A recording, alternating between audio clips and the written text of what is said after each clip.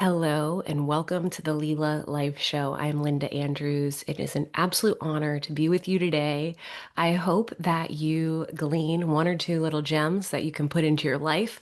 And today I want to talk to you about boundaries. Using boundaries, whether you want to think of them as training wheels, and I always like to think a little bit ahead. I have to root myself, ground myself into the right now, right? But we are getting close to 2026. We are rounding out this year, and you can use boundaries right now, especially as we're getting into the holiday season. You may look back to your past experiences for some information of what will help you go forward. And so, you as a leader, you as a high performer, you may feel sometimes drained, scattered, resentful. Often, this is because you're carrying a lot, sometimes maybe even too much. And this is not because you can't handle it, but there may be a little bit of you unable to say no without guilt. And so, we're going to talk through your starter pack of boundaries and boundary guilt, and some simple shifts that you can make to rebalance your energy, your peace. So we're going to get into it here. Boundary guilt. What? There's two sides of the boundary guilt. The guilt of saying the no, and then, right, the guilt of that no. And then the other side of it is the guilt for yourself if you say the yes, but then you're resenting that. And so this overcommitment disguised as responsibility can just show you that there's some residual, some hangover of what shifts need to happen.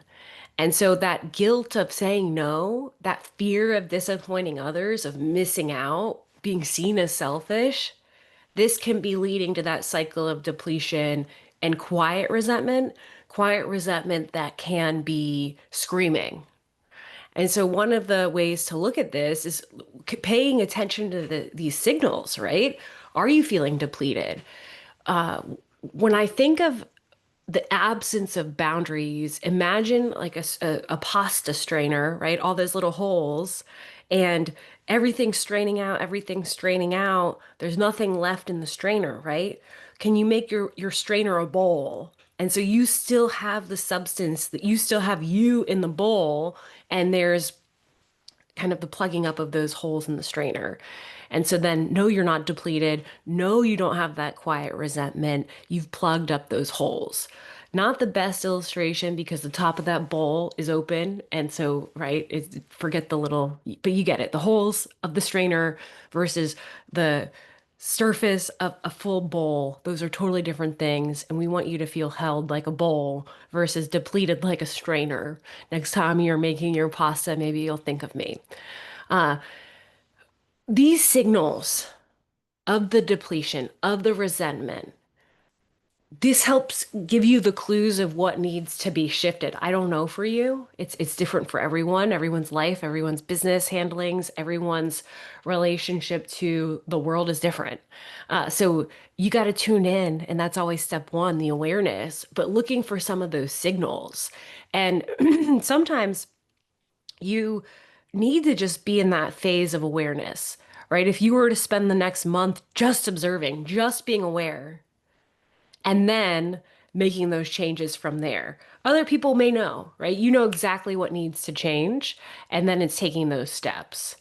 And so, you hear this more in the mental health circles, right? You don't want to be the wall with your boundaries. You want it to be more like a chain link fence that you can come in and out of.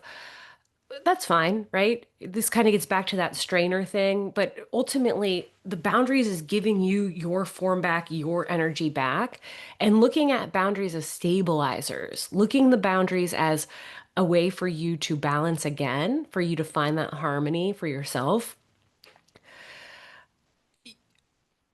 One of the ways I can often tell the lacking of boundaries, there's oversharing. And this oversharing, I'm not judging anyone. It's some observational research here, but I think about this as an origin point. Where did this come from? Was there always oversharing happening? And Maybe, but the nature of social media, especially like a personal account, right? You're sharing. I think there's been some muscle making that has gotten some of this to be happening. And I just say that because with the oversharing can be the overgiving, can be the overperforming. And when you reclaim all of this back into yourself, it's like setting that new normal for yourself. And so just noticing first, boundaries are not forever.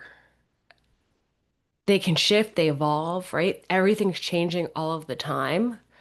And with the boundaries, you will reclaim more of yourself. And in that steadiness, builds up your self-trust.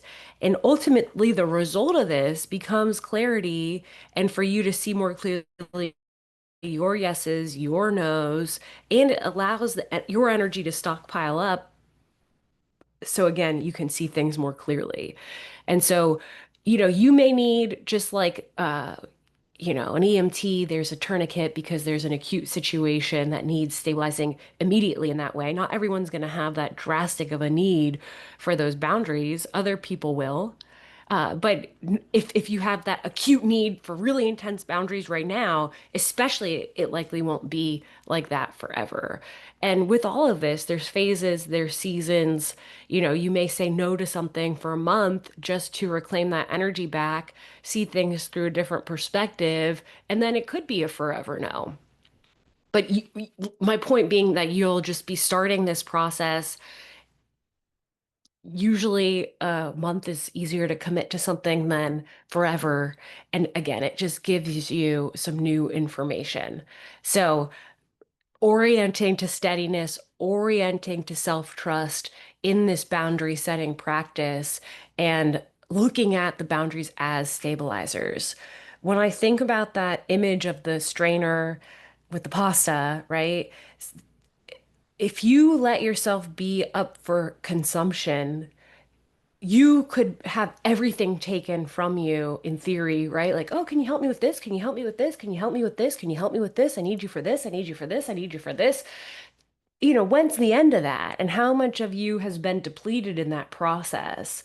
And I share that because, right, there's nothing left in the bowl again. But we need you to be in the bowl. And so I'm not an anti-give, anti-share, anti-help. But at some point, looking at that trade-off, are you giving more than you have just being yourself, right? And again, every single person is different, so you need to dance with this for yourself. So this is the starter pack of boundary setting. Some simple tips for you to practice. Number one, pausing before you say yes. And in the pause, allowing the prompt, does this align with your current season and priorities?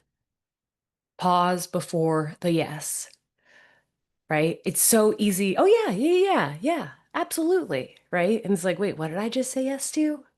So the pause before the yes, and in that pause is the prompt, does this align with your current season of life and your priorities?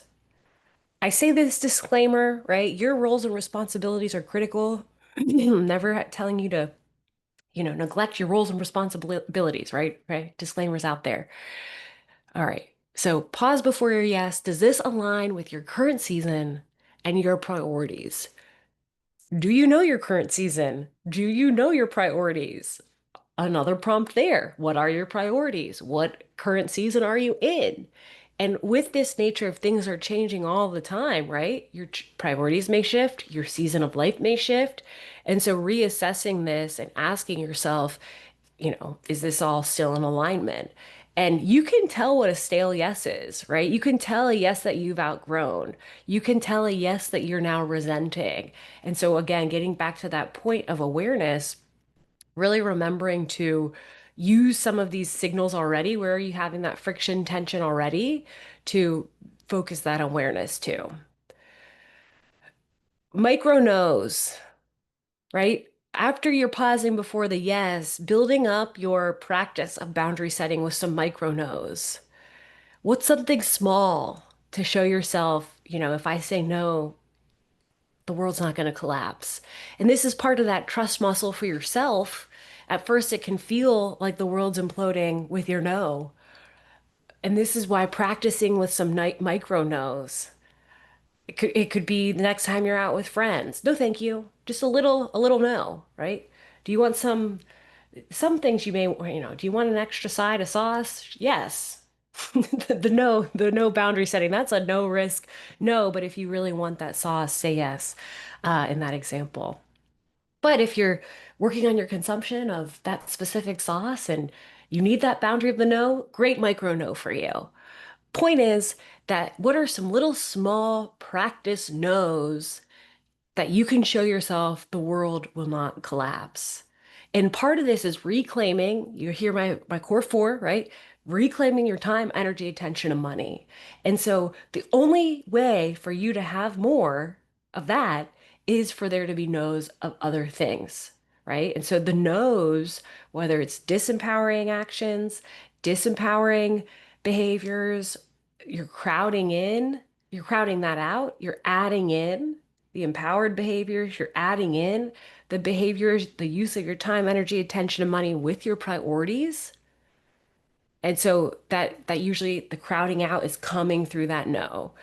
Can you decline something? Can you reschedule something? And again, this is to show yourself that the world will still go on. I remember when I left my first job, I was in my early 20s and I was so stressed about it, but I knew it was time.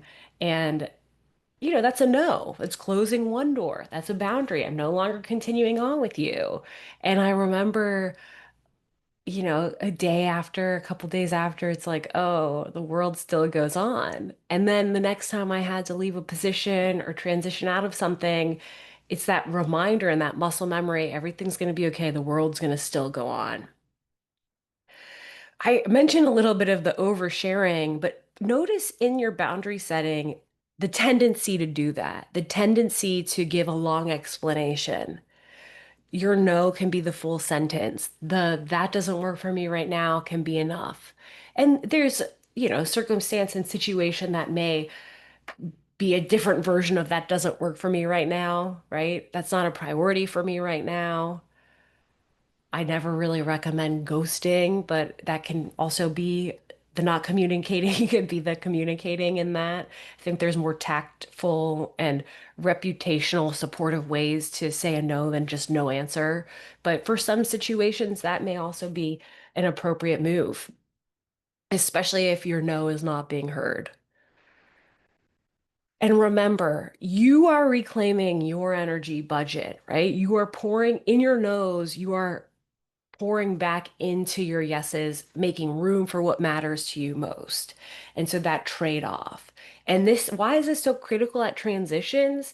Is usually there was XYZ set of circumstance, and now you're in ABC, but you still have this residual hangover boomerang of XYZ, and you're moving into the ABC. And so to have the ABC, having capacity for everything that's there is going to require your nose to the XYZ. And sometimes this happens in big, unplanned, forced ways. Other times it's gradual and slow and bite-sized. Transitions come in absolutely all shapes and sizes. So some things that I wish I knew, you know, burnout doesn't mean failure. I've experienced seasons of burnout in my life, and absolutely one of the first places I go with that is failure. But what I have come to learn is in that feeling of failure, in that feeling of burnout, is showing me the clues of what needs to be updated, what systems need to be updated, what standards need to be updated.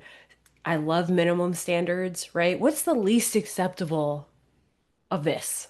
It's still acceptable. It's a minimum threshold. At a minimum, we're doing XYZ. We'd love to knock it out of the park every time, right? Which may be the overperforming, but what's that minimum baseline standard of performance? Boundaries are not selfish. I never thought I was a recovering people pleaser. I never thought I had imposter syndrome. That's a whole other conversation. But in this, it can feel like I'm doing something wrong, I'm being bad, I'm not good enough because I have to set the boundaries. I should be able to do everything, all the different stories that come with this. But you gotta make sure that your love language for yourself and your life and your work and your business, right? That's just as important, maybe even more, because if you're not functioning, then the other things likely can't, that it's okay. And I wouldn't even say they're not selfish. They are selfish because you need to be yourself. I don't necessarily think selfish is a bad thing. It's like, oh, you're so selfish. Yeah, well, if I'm not able to show up, how is this helping anyone? And then remembering that you're making space for the yeses that align with what matters to you most, your relationships, your health, your creativity, your family, right? So your nose is making room for your yeses and thinking of that. I'm crowding this out and I'm adding this in. So, in this spirit of awareness, where's one area you're overcommitted? What is one no statement that you can make for this week that will protect you? And can you start to retrain that guilt into grounded? And if the guilt is coming up, remembering, right? That's the old programming. I'm having a new relationship, an empowered relationship, a guilt-free relationship with setting boundaries, honoring your priorities. And that's truly my wish. It probably, why I do this work at all. I believe that each person has so many divine, beautiful gifts within them. I would like to see those out in the world as much as possible. I think the whole world looks different when that's happening. And so often that requires outgrowing old parts of yourself and stepping into those gifts, stepping into, right, that Leela, that divine play, your God-given gifts, right? Or your divine gifts or whatever that language is that resonates with you. But you are grounded, you deserve it, you are worthy of your boundaries. And so boundaries are not punishment for the other person. They are protecting you and your priorities. You are allowing yourself to have this rhythm, to have this rhythm where business and well-being or prosperity and well-being meet. If you need help with this, re-looking at any of this, consider checking out the 22-day reset at leelalife.co. It just gives you some daily structure to align your primary resources and create space for what matters most. So I know that the world may feel a little haywire right now. And numerologically speaking, we're in a 9 year, which there may be some natural endings and completions that are coming up. And this boundary setting can be a part of that letting that go. And if you also need some further inspiration, there is a vision of who you're becoming, of what is becoming that you're stepping into through each new action, through each use of your time, energy, attention, and money. And as you step forward into that vision, right, what needs to be happening? And those standard deviations away from that and where you are right now is likely where those boundaries are going to come from.